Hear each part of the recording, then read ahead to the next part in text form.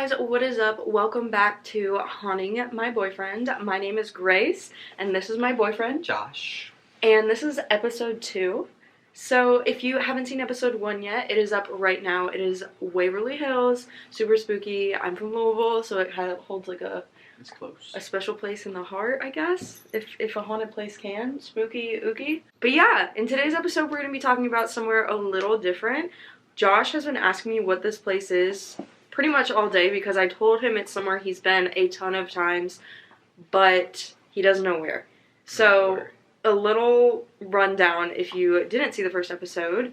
Most of the places we're doing are close to where we live right now. We live in Kentucky, and then we're going to branch out. Right. But I'm starting with ones that Josh and I have either been to or have passed 1,000 times and heard of because we have some cool stories with them. So, today's episode, obviously you know what it is because you saw the title, but it is all about 2 different places. I'm not going to tell you what they are yet. So, one of the places is like the OG place, but when I did more research on it, I found out that it ties into the other place, and they have like the same history. Like one story ties into the other, and we've been to both of them. Together? Not together. One of them we've been together. But you actually gave me the idea for this episode. I did? Yeah. I said it before? Mm-hmm. Before we jump in, I am going to give a little disclaimer. I think suicide is the main trigger. Child deaths. Also, there's some child ghosts. I can't remember if they talk about their deaths or not. But I don't think there's any other... Oh, there is some indigenous mistreatment. It doesn't go into detail what happens. We just stole some Native American lands, and now they haunt the land. So I will say that like... I'm still lost. Yeah, Josh still has no idea what's going on. But that's... Rabbit Hash? No. I didn't know Rabbit Hash was haunted. I don't think it is. That's just a old spot. Yeah, but I do want to put that disclaimer there. One more thing, don't forget to follow on Instagram. Don't forget to follow on whatever platform you're currently listening or watching on. Leave a like, comment, rating, review. It blows up podcasts. One thing about me is I do have another podcast, and I can tell you it's crazy how much one review blows it up. So it would mean the absolute world. But yeah, we're going to jump on in. So like I said, one of these places, you have been there so many times, you actually worked there. Who worked there? Oh, Red Mile? No. You've worked a lot of places. Damn. Keeneland? You worked at Keeneland? Oh, Red Mile. Same shit. Like we did the tournaments. Yeah. We've never been Whatever you call together. it. I worked there? Mm-hmm. Kings Island? Mm-hmm. Oh, yeah. Yeah, there's a lot. Yeah. Yeah, so Kings Island. So I actually got this idea because when we went to the Five Sauce concert a couple weeks ago, we were walking through Coney Island, and Josh goes, "This place is so haunted, you would have no idea. Or you have no idea." Is Coney Island one of them? Yeah, so Coney Island was my original idea, and then I started doing research on it, and there have been a lot of ghost sightings, but all of the stories are the same. Like, it's about, like, the same 3 ghosts. So I decided to do Coney Island and Kings Island, because Coney Island basically shut down because Kings Island opened. So they have very similar history. They're tied in. Right, Coney Island's still up. It's still up, but it isn't what it used to be. Oh, hell. Because Kings Island exists. No way. I'll get into that, but yeah, I know. It's somewhere that you have been 1,000 times. Did you ever... They have they're actually famous for their Halloween, like, Fright... Is it Fright Fest? Fear Fest. Fear Fest? Did you work, like, Fear Fest? Did you dress up? Yeah. Multiple times. That's spooky-ooky. It's fun. That is probably the best time you can do. Really? That and the Haunted Hayride. Huh. Supreme. Very fun. Interesting. Yeah, so Josh is, like, from that area. You're from, like, I feel like it's, like, a 45-minute drive from where you're actually from, but... Right. So it's kind of a hike, but I went in, like, the 8th grade, and all I really remember is my sister and her boyfriend were having, like, such a good time, and I was just... hating it. In the 8th grade, yeah, so I hated everything. That's the bad thing about it was the middle of summer, summer, yeah. It's freaking hot, and you're waiting in... I guess it's every amusement park. No, some amusement. You get a fast pass at Disney and you're living I'm not life. paying for a fast pass.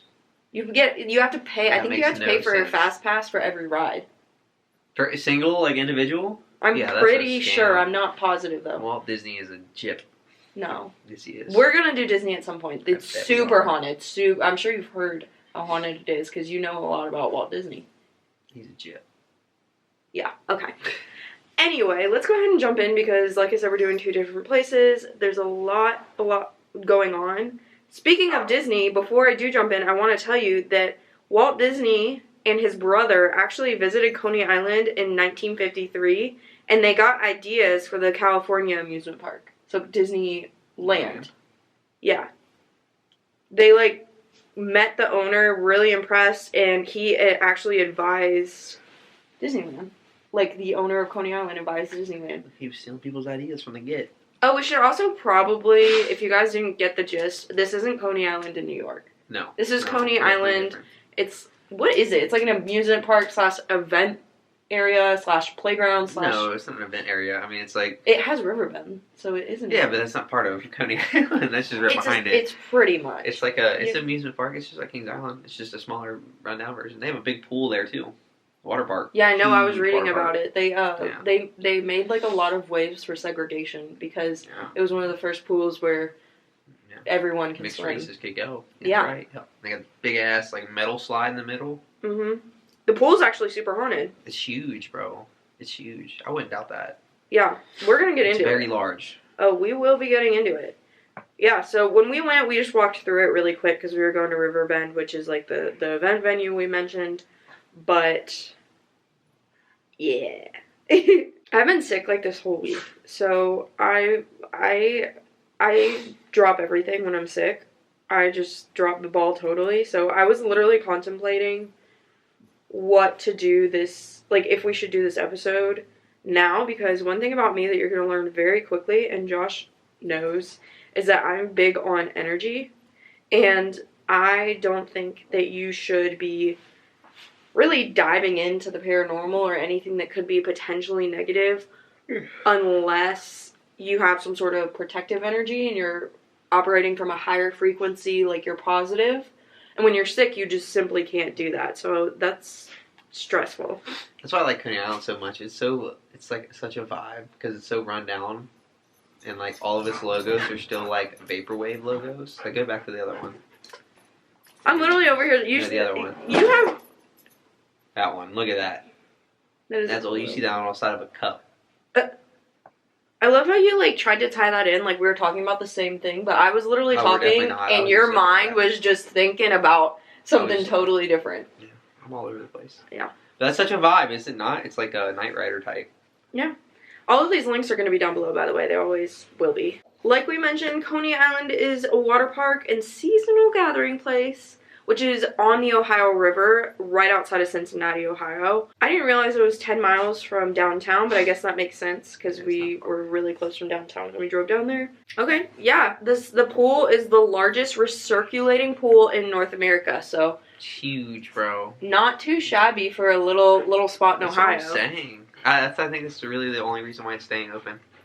That pool is lit. You could have 1 million people there, and you still have plenty of room for everybody. That's pretty much what it sits right next to Riverbend, like we mentioned, and also Belterra Park. Beginning in 1870, the original owner called the area Parker's Grove and then renamed it Ohio Grove, the Coney Island of the West. After the Ohio Grove Corporation purchased the park in 1886, so that's fast forwarding a little bit. The name was shortened to Coney Island the following season. Over the years, the park became larger and larger, had so many rides and attractions. It was Kings Island before Kings Island. It had amusement parks. It was a big thing. So let's not get ahead of ourselves.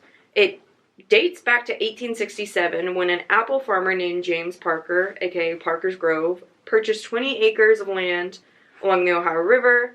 He realized that with the location being such a popular spot, because it's literally right off of like the main road. I don't think there was a main road there when I would assume. Bought it. Okay, yeah, but I would assume that like there was some sort of passageway through there still, because it's right between two like hilly mountains. Yeah, I guess. So I would assume that was still the main road, just not as extravagant. I don't know though. It was 1867. Yeah, it was a grip ago. Dude had a horse. Yeah. But he figured out that renting it out was more profitable than the apple orchard, so it became sort of like an event venue that you could rent out. He named it Parker's Grove, and he eventually added a dining hall, dancing hall, and bowling alley. So in 1886, like we mentioned, he sold it to a company named the Ohio Grove Corporation for only $17,500. That's which whack. Which, could you buy a new car for that?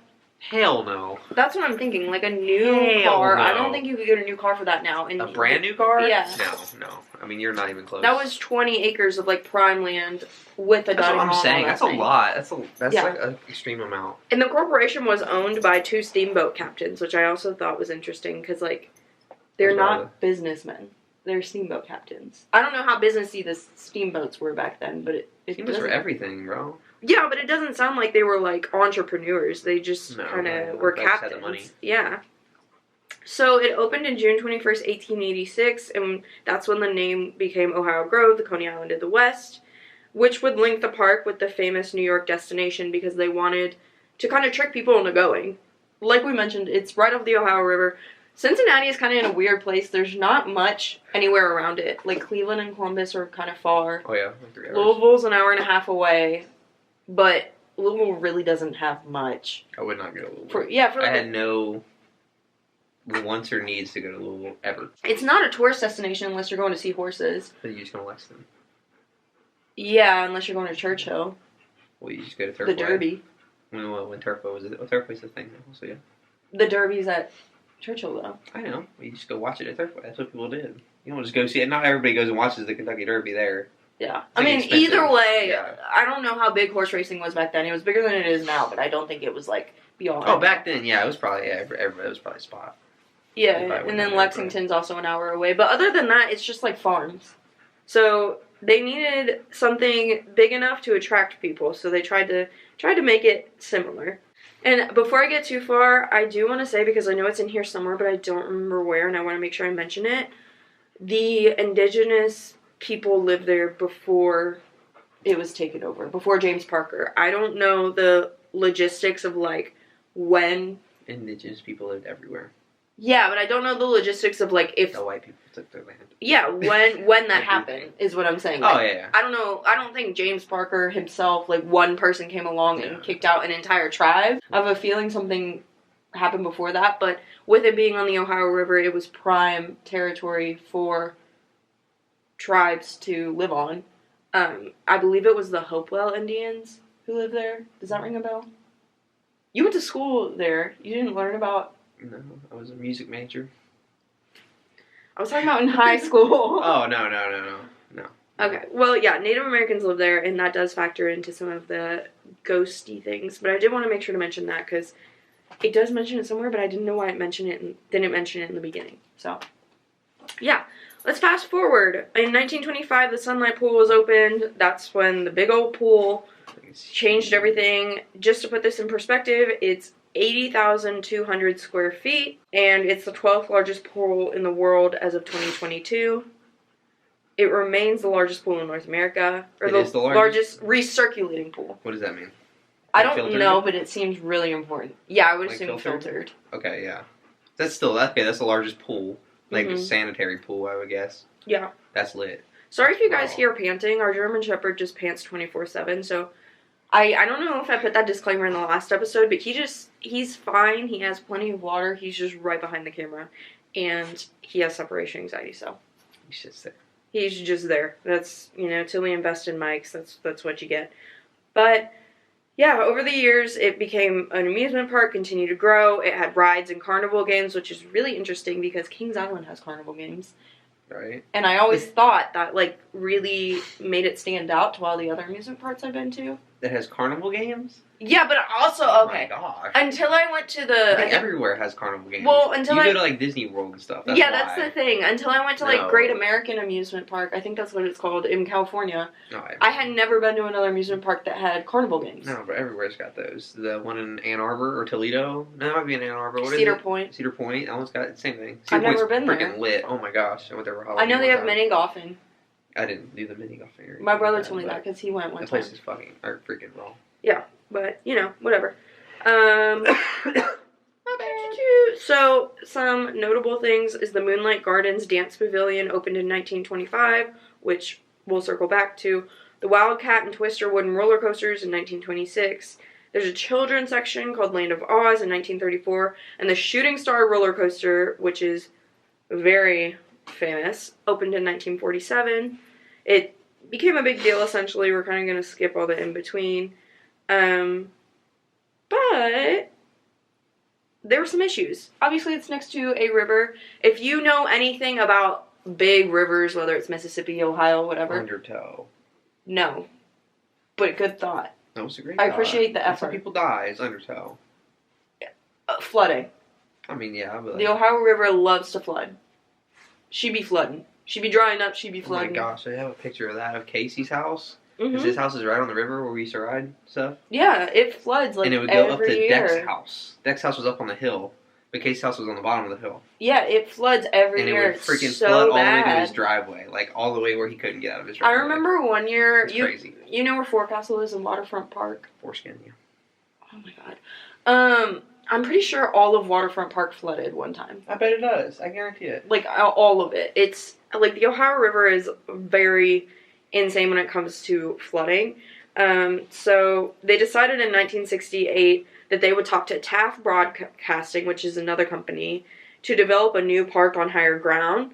And Taft ended up buying Coney Island in 1969, and then construction began on the new site, which is gonna be Kings Island, which is right off of 71. So in 1971, that is a coincidence, September 6th to be exact, so we just missed the anniversary, Coney Island closed its amusements, and all of the rides were actually moved to Kings Island. So we'll stop there, because I don't want to get into Kings Island's history, because Kings Island is next. It's Kings Island. Too much history. Let's get to the spooky shit. Okay, yeah. Yeah, the Hopewell culture, which is the indigenous Native tribe Americans. that lived there, the Native Americans. It says that James Parker purchased the land, so, you know. I don't know who he purchased from. Bought it. No shit, that's what purchase My means. bad. He bought it from the Steamboat guys. What you mean? No, he bought it and then sold it to the Steamboat Oh, guys. my bad. Pay attention. You can buy stuff from Native Americans back then. That's what I'm saying. I don't know who he purchased it from. Buy them. The owner, George Schott, he loved Coney Island, and he actually died during an event at the Moonlight Gardens in 1935, which was like the pavilion / beautiful gardens. Have you been there? It's unfortunate. Have you seen the gardens? They're still here. These still gardens? exist. Yeah, the Moonlight Gardens. There's a slide there called the Moonlight Slide. Well, there you go. And it's literally, it's not even on the water park. It's one of these, like, you know, the slides Well, where that's you a use, like, picture of the it. carpet. Is that the slide right there? No. Either way, that's This right here? That's Moonlight Gardens. Yeah, that's like the middle of the park. Yeah. That's like when you're going up. So we parked right there, right behind all that shit. Mm-hmm.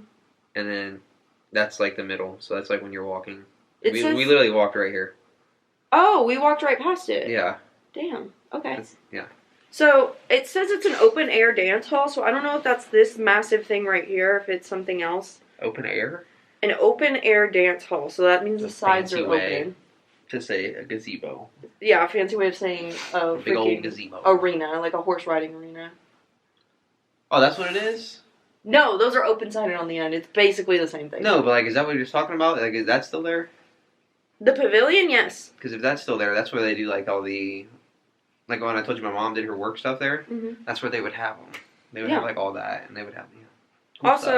Also, some other tragedies that happened to set the scene.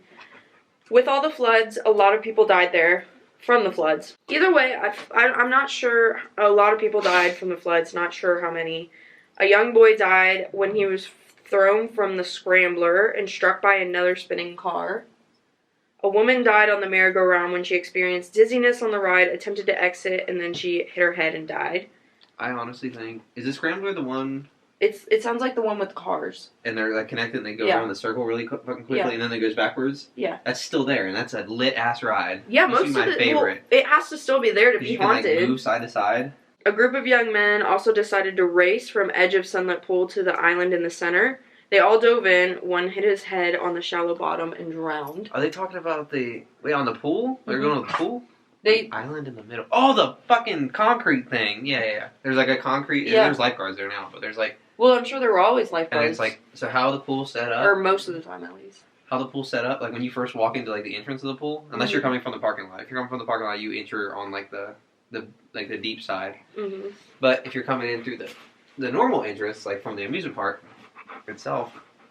No, you are. Oh, buddy. But no, if you go to like the normal the normal entrance for it, it's like shallow. It starts out shallow and it's just like a slope. Well, that's what he did. He jumped in on the shallow end. Dumbass. They all dove in. I'm not sure. Stupid. Yeah, well... Wait, on the concrete? I see they jumped from the concrete part? They jumped... From the... They all dove... All it says is... And I tried to look into this a little bit, like, just from what I read. All I could find is they all dove in. One hit his head on the floor? The floor, because it was, like, really shallow, and he drowned. Right. But it had to be low enough that he could die. He could die. It had to be deep enough that, one, he could dive, that, two, he could drown. Because if it's only like an inch deep, he's not going to drown. So around so unless did they jump from the thing in the middle, like from the island? No, they were going to the island. Oh. Why are we dissecting this? Because I don't understand how you could do that. Like, that's stupid. Like, it's literally like fucking. Well, Josh, next time we go, you can stop by and tell him that you think he's a dumbass. Yeah, I'll watch. Somebody has to figure that out. So, numerous ghost stories, like I mentioned, surround the park. Have you heard of any weird things happening? Like, your mom goes quite a bit. I feel like at least once a year. Has anyone said anything weird? About Coney Island? Yeah. No, it just looks freaking haunted. What do you mean? Okay. It looks abandoned. Like, when we used to go, like, as, like, younger. Yeah. Well, it's because they put all their money into Kings Island and kind of forgot about it. It's like a forgotten right, but that place used to be freaking lit. Like, Coney Island used to be like, damn. Yeah. I made it. Well, like I mentioned, there's a lot of ghost stories. So, you can hear Native Americans chanting in the areas of the mounds. The music from the merry-go-rounds is sometimes heard. Even when the ride is shut down. I was going to say, there's still a merry-go-round. Yeah, when the ride's turned off, you can hear it. Splashing and screams are reported coming from the pool. Not just at night. That I believe. Well, not just at night, but after it's drained. Like, fully. No water in it. Damn, I would love to go there when there's no water in that pool. Yeah. Like, bringing, like, a bike or something. And then, the very most spoken about, most common story that everyone says, employees, visitors, doesn't matter, is that they see someone who is in the same period clothing that George Schott would have worn, standing on the balcony of the Moonlit Gardens Pavilion. And sometimes there's a woman with him. He's shoddy. And then if they show him a picture of him, usually they say that's the guy they saw on the balcony. Like, they're like, oh yeah, that was totally him. Yep, that's him. Yeah. That's that guy. Yeah. So, I mentioned that it closed down. You did say that. Yeah. It obviously opened back up. We're going to get into that now. We're going to switch over to Kings Island, because that's it for Coney Island. That's all the ghost stuff. That's it? Yeah, because everyone... Surprising. It's very surprising. I know Kings Island's going to be haunted. If anything's going to be haunted, Kings Island's going to be haunted. Yeah. That kid got his freaking legs cut off. That was... on the road. Or was that Superman? Superman, yeah. No, Superman is at... No, I'm talking about the Beast, bro. Son of the Beast. Oh, yeah. The wooden one, bro. Yeah, there's a lot of stuff going on. But no, yeah, Coney Island, everyone says the same thing, so all the stories are the same, just over and over and over. Right. So that's why I had a hard time finding stuff, because everyone's stories correlate, which is good and bad. And I think if you're going to use Fear Fest as like a point... Yeah. Well, Kings Island is supposedly one of the most haunted amusement parks in the U.S. I can't tell you how many people said that they saw stuff during Fear Fest. You want to know why? Why? Because you're scared already. I mean, you might be the one like dressed up scaring people, but that shit is still a little spooky, man. Like, you never know. Yeah. But I do want to say it reopened in 1973. They were going to redevelop it and just sell it to someone to turn into whatever they want. Mm-hmm. But, yeah, like they said, it literally says it's so run down, but the pool's great. Dope. And they actually gave 15 acres over to Riverbend, which opened in 1984. That was the best thing that they could have done. Riverbend is gas. But venue. I know that Riverbend has to be haunted because Shooting Star is where, like, that roller coaster is where Riverbend was. Right. Or Riverbend is where Shooting Star was, and Shooting Star is very haunted. Someone died on Shooting Star. I forgot to mention that. Yeah, so Shooting Star is going to come into play with Kings Island, because they reused a lot of the parts from Shooting Star for Kings Island. Spooky. That is spooky, but it doesn't surprise me. Yeah, so it reopened in, what did I say, 1984? No? No? It does not surprise me one bit. Yeah. One thing I know about Kings Island, bro, is that they had so many problems. Always. With They've rides breaking. always had problems. They moved all the amusement park rides in 2019 over to Kings What Island. was that? I'm gonna drop something. So, I just like choked on air. So if I sound like I choked on air, it's because I definitely did. But we're switching over to Kings Island. Like I mentioned, in 1969, they started talking about Kings Island. In 1970, they broke ground on June 15th. They gave the park its name, which is a combination of Kings Mills, where it's located, and Coney Island, as a tribute to what once was. And they did a naming contest for it, of course. You remember those Kings Island commercials? Yes. Like the old dude? Yes. As soon as you said that, you unlocked a memory. I know.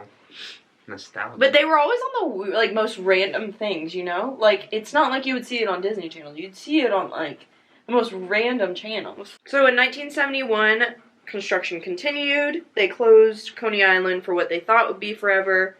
And then they moved all of Coney Island's stuff to the park for the most part. Because they were like, you know what? Reduce, reuse, recycle. Yay. In 1972... they opened their doors April 29th. At that time, it had 5 theme sections, and then it had its own unique rides and attractions. International Street was where it opened. Oktoberfest was a German-themed section. Coney Island was a homage to the park that Kings Island was built to replace. This included Racer, which I'm pretty sure... Racer's still there. Yeah, Racer's still there. Yeah. And is a big one. Scrambler's a pretty important one. Scrambler's back at Coney Island. Is it? Well, no, because they took all the rides down in 2019. In Coney Island? Most of them. Is that the one that the kid died on? That I just said? Yeah. Okay, yeah, never mind. That one's not technically a, like, amusement ride. It's like a more of a carnival. That is a carnival ride. Rivertown was an Ohio town. There was another section. The Happy Land of Hanna-Barbera was a children's area based off the Hanna-Barbera cartoons. Mm-hmm. It had some, like, it was really, cartoon themed. They had always like, do something like yeah. that. They have Snoopy now. Yeah, it was Scooby-Doo, Winnie's Witch Cauldrons, Enchanted Voyage, Funky Phantom, Sky Ride, just to name a few. They also have a campground, a hotel, and a golf center, which is kind of random. Why not? Got a golf. I know. They also were on a TV show called The Partridge Family in 1973. 1974, some more stuff happened. They added a Lion Country Safari. I can't talk. It had exotic animals, including, you guessed it, lions. Is the Flight of Fear haunted? We'll get to that. Is that one of them? We'll get to that. That's a question. The Beast opened in 1979, which is a big thing at Kings Island. It's very famous. Yes, extremely. 1992, Phantom Theater became a thing. It opened up. Enchanted Theater, which is now known as Peanut Show Place. Because of Snoopy. Opened. The Peanuts gang. Paramount, a lot of stuff happened with that. The park was renamed Paramount's Kings Island in 1993. So they renamed a lot of stuff. In 1995, Nickelodeon Splat City, which is a new children's area, opened. I'm just zooming through this because I feel like no one cares. Damn. Okay, 2000, Son of Beast opened. That's your boy. And Fear Fest started in 2000, which is now known as Halloween Haunt. Not as cool. Which just sucks, bro. I will always call it Fear Fest. But that was like a big thing. Great Wolf Lodge also opened in 2006, which... RIP. Are they still around? I fucking hope not. I know. I This is really terrible. hope no one go to Great Wolf Lodge. You will probably catch some sort of bacteria. Oh my gosh, that place was nasty. My mom put the fear of God in me. About that place? Yes, because all of my friends used to go on the weekends, and she was like, you are never stepping foot there. You will immediately die. On weekends, bro? That was like a luxury thing. Be like, go to Great Wolf Lodge. My grandma used to take my cousins to Great Wolf Lodge all the time. I was never one. But maybe next time. Yeah, maybe next time. 2007, the park went back to Kings Island. No more Paramount. Orion opened in 2020, which was not that long ago. Oh, I don't think I've seen that one. Yeah, it was not that long ago. Orion? Is that what you're trying to say? Oh my gosh. Oh. Is that how you pronounce that? Is it Orion? Yes. Yes. Go ahead. I'm sorry. It's alright. I'd like to apologize, firstly, to my mom. Yeah, you should. And then, teachers. yeah. Every single one of them. Yeah, I'd like to apologize to the university. Anyway, moving on. 2022, Kings Island was around for 50 years, sure, had an anniversary, so totally cool. In 2021, they started their anniversary by repainting a bunch of rides, the Racer, Eiffel Tower, Race for Your Life, Charlie Brown, Adventure Express, and so on. Eiffel Tower's still there. And now we're to 2023. Not much happened this year. So, that's the history of Kings Island. Good for them, right? So I found these articles, and he writes out so beautifully, so well, everything that has been spotted. All of the ghosts, who they are, how they got there, supposedly. So I'm going to read what he wrote, pause for, conversation and so on. But I do want to put that there, and like I said, you can check out the links down below. You like the clip notes? Yeah. Which one? Yeah. Go ahead. This is the flight of fear. That's all I care about. We'll get there. So, Kings Island, as we know, is extremely haunted. Why? Let's start here. The small historic cemetery, dating back to the 1840s and known historically as the Dog Street Cemetery, sits at the north end of the parking lot entrance off Columbia Road. There are nearly 70 grave sites in the cemetery, although only about 50 headstones still stand today. What happened to the other 20? I would like to know. Contrary to what you might think, the ghosts of the park are not all connected to the ancient boneyard. For decades, rumors of accidental deaths inside the park abounded, but there are several verifiable deaths within the park that may account for the ghostly reputation. So there's a cemetery on site. Right. We are really not, Did I tell you, not to get off topic, but in Simpsonville, at the McDonald's in Simpsonville, there's a cemetery in the parking lot. In the McDonald's? There's 3 headstones, and there's a fence around them. If it ain't Ronald McDonald himself, bro. Well, what I'm guessing what happened is because they built that, literally I was almost out of high school. When they built the Alamo, they put the McDonald's there. They said, fuck it. Yeah, what I'm guessing what happened is that was a family farm, and they were ancestors of, the family. And they said, yeah, you can have it, but you have to keep the cemetery there. That would only be respectful if they were, named the Hamburglar Grimace. Obviously, it would be named the Hamburglar, but that could be, his Well, if they, loved McDonald's. But no, it's literally just in the parking lot of McDonald's. There's, a little white fence. Yeah, isn't that the word? If I die, you bury me... I'm burying you in the back of a Big Lots, bro. One of those abandoned-ass parking lots. I'm like, this is the plot. This is the spot. Dig up all the concrete around it. Just put a little fence. Well, lucky for you, I love cheap home decor. Oh, there you go. Perfect. You're fucking Circle K if they still got those. Sorry, I just had... Radio City. Radio Shack, whatever it was. Radio Shack? Remember Radio Shack? You're the one who has a music degree. Don't take me to Radio Shack. No, you're going to Radio Shack. Okay. Well, anyway, I just had to tell you that because it's so shocking and I don't think I've ever pointed it out to you. But, let's go. So, some of the park deaths include a 20-year-old lying country safari ranger who was mauled to death by a lion in 1976 after leaving the safety of his Jeep to pee. That's his own damn fault right there. Yeah, he said, you know what? I gotta go. You gotta go when you gotta go. Can't blame him. Yep, the safari ride operated from 1974 to 1993 and is now the site of the Son of the Beast roller coaster and a storage area.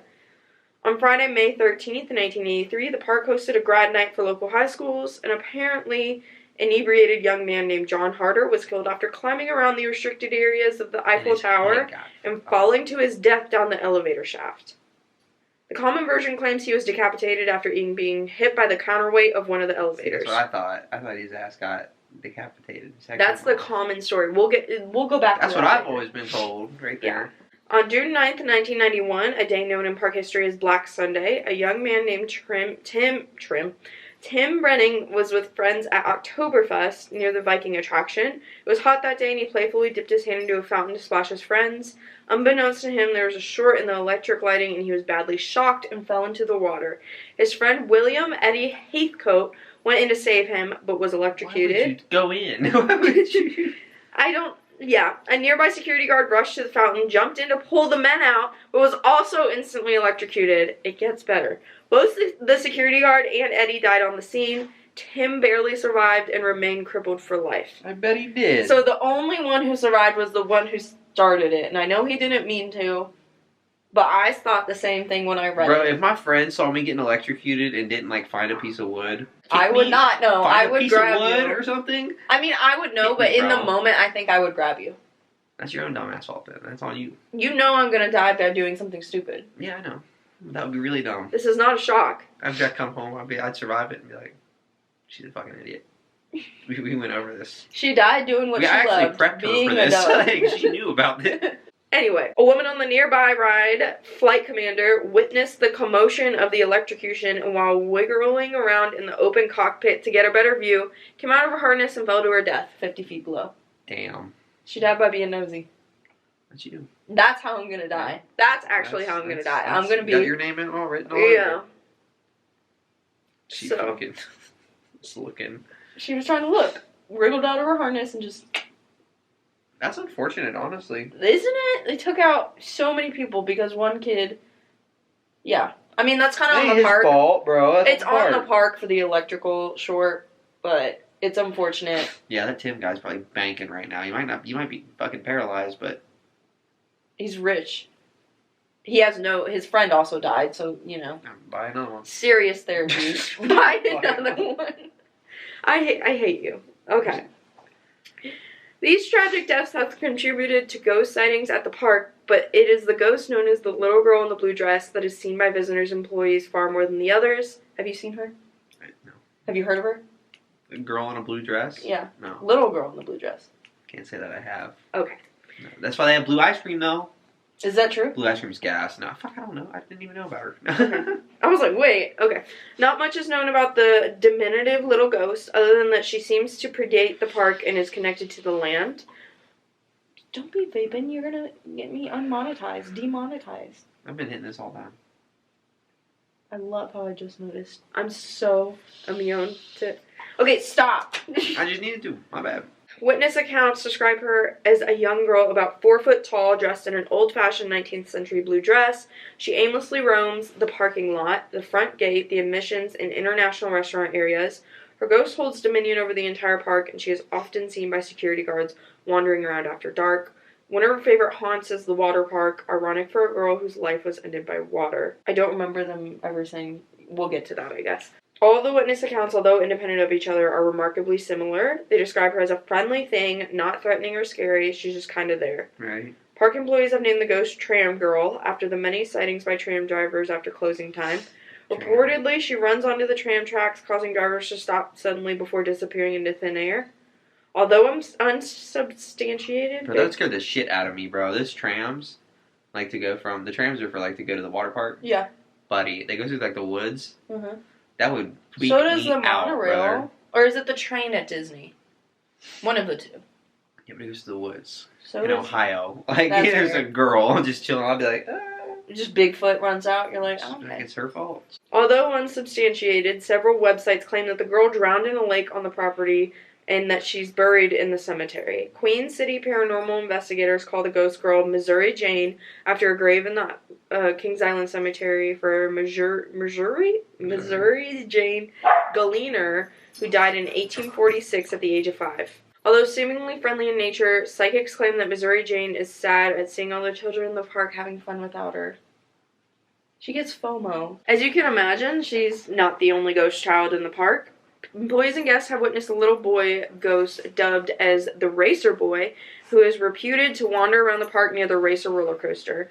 He is most often seen dressed entirely in white, and his presence startles guests who often alert employees about the very realistic-looking child wandering alone too close to the wooden roller coaster. The story states that 2 of the 4 cars on the Racer roller coaster ride originally belonged to a ride at Coney Island called the Shooting Star, which I mentioned. Legend claims that a long time ago, the body of a young boy was found dead on the tracks of the Shooting Star, killed by the train cars. Apparently, the child had been seated alone in the back of the roller coaster, and when it pulled back into the Coney Island shed, he was gone. The search ended with his body being found in a valley of the track. Racer riders report seeing Racer Boy standing alongside the tracks and in the tunnels of the popular ride. Curiously, while the Racer is one of the oldest rides in the park, with ride components actually predating the park, Racer Boy sightings weren't reported until the early 1990s. I wonder if he was vibing at Coney Island until then. Like, over by Riverbend. Did he die at Coney Island? Yeah, he died at Shooting Star, which is where Riverbend is now. Probably. I wonder if he's just, like, watches the concerts and you don't know because he looks realistic and he's, like... Just vibing? Vibing, yeah. To Wiz and all these new bands. The new bands that are just... You're just too old for them. They're out of your time. They are. Out of your age. There's a rapper named No Cap. He's not playing around. Yeah. I feel old. Well. Anyway, there is Tower Johnny. He's a little older than you are. He's the ghost of the aforementioned teenage boy who tragically fell from the riggings of the Eiffel Tower in 1983. Tower Johnny haunts the envisions of his death. Environs. I knew I was reading that wrong. The Eiffel Tower. Ghosties love to tell his story, as it is easy to exaggerate the circumstances of his death by gruesomely accentuating the fall from the tower. After foolishly climbing up the closed elevator shaft... That must have been tricky! Apparently it was a little too tricky for Johnny, because Tower Johnny is one of the most popular ghosts at Kings Island, and most odd occurrences were blamed on him. Some claim to see him looking back at them from the tower or hanging out at the fountain. Tower Johnny is often blamed for the electrical malfunctions in the park. In fact, to this day, trip sensors with no apparent cause are called Johnnies by Kings Island employees. Johnnies. Do you ever call it a Johnny? They called it Johnnies. I didn't know what the fuck they were talking about, but... Now you know. I just operated a ride, bro. I just hit a button and a switch. Well, that was it. You may not have seen Tower Johnny, but Tower Johnny probably saw you. Probably. I was there. Sure. Yeah. Of course, with over 4 decades of service, hosting millions of visitors and employees, these are not the only ghosts associated with the park, and the list will continue to grow in the coming years. Other spirits found in the park: a ghost attached to the Whitewater Canyon rafting ride. Countless employees have heard the disembodied sounds of a child's giggle, accompanied by the pelting of rocks against their observational towers after the last visitors have exited the ride. Employees call the poltergeist Woody, and is most often experienced at Observational Tower 2, which is deep in the woods and only accessible by a small footpath. Another ghost reportedly haunts the Beast roller coaster. Riders claim to see glowing red eyes in the woods located near the ride. That's terrifying, because it's called the Beast, and it is? That is the You thing. knew about that? Yeah. Has anyone seen it? I mean, everybody said they saw it. Which ride did you operate? The Flight of Fear. Oh, wait, you probably told me. It was like an alien one. Like, there was like a UFO. Of course it was. It was lit, bro. That car, like, it was right out the gate. As soon as you hit the button. Yeah. That fucker went, phew, like, it was, like, fast. Really? It is a And it was ride. inside. It was inside. You've never ridden Space Mountain, and it shows. No, I've never been there. I know. Anyway, it is often said to be the spirit of a visitor who died while riding the roller coaster. I can imagine, bro. That ride was terrible. You ever been on that thing? It's the wooden one, right? Yes, I've bro. been on But it, like, yeah. Yeah, I don't do gives you wooden a rides. concussion, bro. Yeah, I don't do wooden rides. The Beast. I rode it, and I was like, yeah, that's enough for me, and I will never ride a wooden roller coaster again. I mean, love. it's safe. I mean, well. It feels awful. Well, yeah. It's gonna send you to wood, chiropractor. bro. What do you mean? Anyway, the Octopus ride is also rumored to be haunted by a park guest who died. Nice. Mm-hmm. So yeah, that's it. I mean, we can talk about Kings Mills, but that's not the same. It's not so the same. That's all I got. What do you think? Do you believe in the sightings, the hauntings, the ghouls? Since I work there? Yeah. No. Because I would have saw it. Yeah, but at some point. I genuinely believe that you can't see it unless you're open to seeing it, and you're not open to seeing anything. You gotta open your energy up to that. Yeah, I don't know about that. Yeah, so what do you guys think? Do you think they're real? Do you think they're not real? Have you been to Coney Island? Have you been to Kings Island? Both. Yeah, I know you Both. have. I'm not talking to you. I'm talking to them. But that's all we got. We will see you in episode 3. Like I mentioned, episode 1, 2, and 3 are all going up at the same time. So don't forget to tune into that. I am really excited for this podcast. So by popular request, and what I mean by that is by Josh telling me that I should, I am going to probably try and do less history and more sightings moving forward, if there is enough sightings to do. Agreed. So if you guys like the history, let me know. If you don't like the history, you think it's boring, also let me know.